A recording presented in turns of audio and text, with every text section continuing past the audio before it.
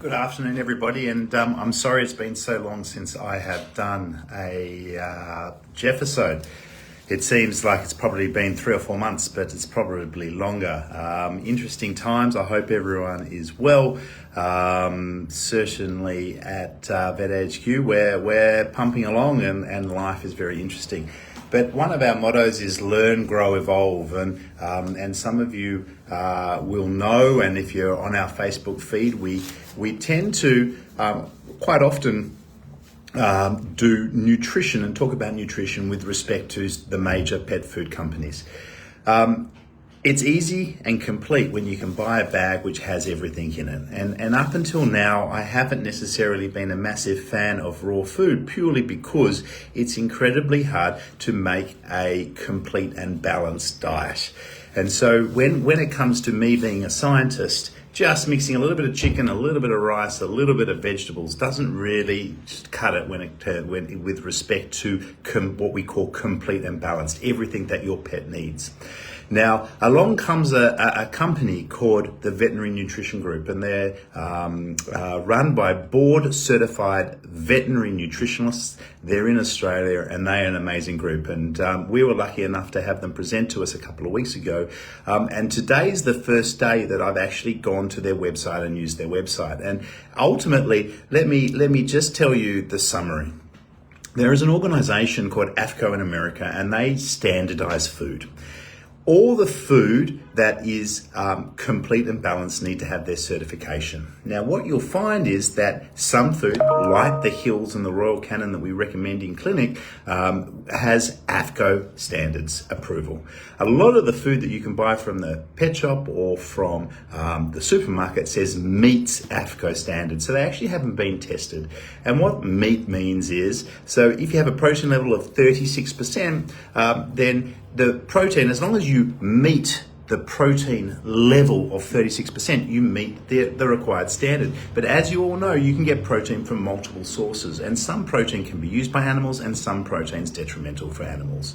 And so we only recommend food that is standardized and is acceptable by AFCO standards. So step one, that is what you need to look at. Step two is, well, how can we make raw food that varies in protein and fat level on a gram by gram basis? How can we make that work? We all know that some of us prefer the chicken thigh versus the chicken leg, and unless you homogenize the chicken and put it all through a blender, you can't be sure that the protein level is going to be the same. And protein levels and fat levels between the breast and the leg vary. So again, along comes a company called Veterinary Nutrition Group, which is trying to do their best in making that work. And they've made little toppers that will, in essence, attempt to standardize what you're feeding. So I'm going to flick this screen across, and I'm just going to show you what I've done today.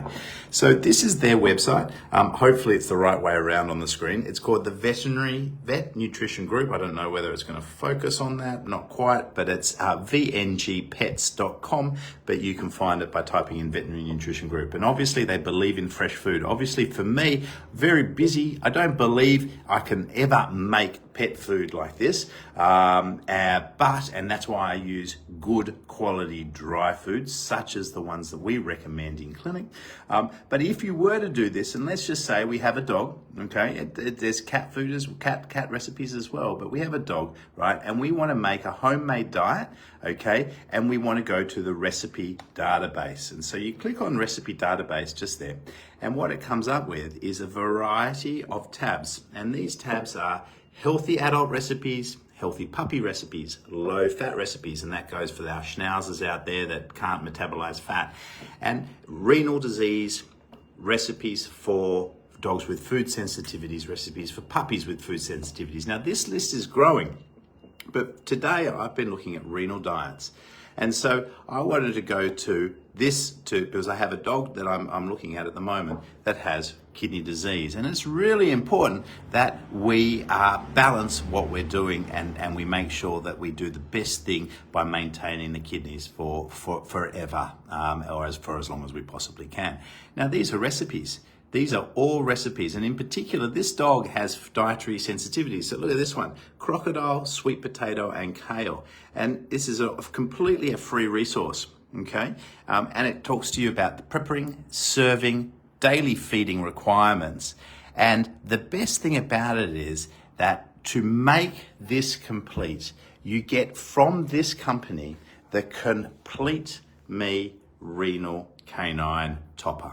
And this is designed as a topper to go on top of the food.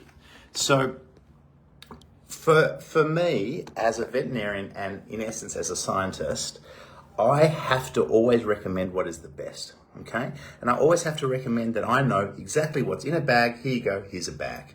I understand that in the world that we live in, a lot of people don't necessarily want diets that are preserved and in a bag, and in which case they want to make their own. Well, we now have the solution for you. It's called Complete Me, and it comes from the Veterinary Nutrition Group. So a big plug for them, a big plug for their research, and a big plug for their commitment to nutrition and improving the nutrition in animals in this country, but they also consult worldwide. You can go onto their website, you can order direct. Depending on whether or not it becomes something that we may look at stocking and having, but for the time being, your order direct from them. Have a great Friday. Happy Friday, everybody. And stay tuned for an exciting Geoffisode in a week or 10 days' time. I've got something exciting up my sleeve. See you later. Bye.